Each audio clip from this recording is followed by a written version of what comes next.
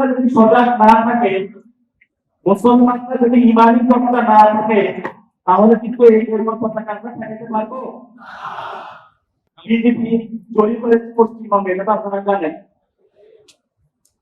এটা একটা গেরুয়া পতাকা। এই গেরুয়া পতাকা বাংলাদেশের কাছে এসে গেছে। তো মুসলমানরা যদি সজাগ না থাকে, মুসলমানরা যদি ইমানি তত্ত্ব না থাকে, তাহলে কিন্তু এই গেরুয়া পতাকা আমরা ফেলাতে পারবো।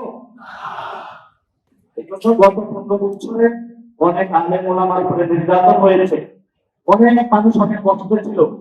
আমরা যদি সবাই মুসলিম ভিত্তিক কাঠামোটা তৈরি করতে পারি, তাহলে আমাদের বাংলাদেশ নতুন ভাবে পরিবর্তন হবে। এই কথাটা বলার জন্য আপনাদের কাছে দাঁড়িয়েছি।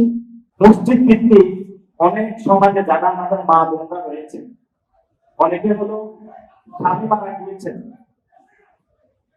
যদি স্বামী মারা যাওয়ার পরে তার দায়িত্ব কেউ নিতে পারে না, সেই জায়গা থেকে যদি ইমাম সাহেব অথবা মসজিদের একটা কমিটি থাকে, তাদের কাছে এসে বলে যে আমার বাচ্চাকে আমি পড়াশোনা করাতে পারি না, আমার হলো হাজব্যান্ড মারা গিয়েছে, আমি হলো অনেক অসুস্থ হয়ে গেছি, এই কাজগুলো যদি আমরা মসজিদ ভিত্তিক সোসাইটিতে বানাইতে পারি, তাহলে বাংলাদেশটা আসলে পরিবর্তন হয়ে যাবে।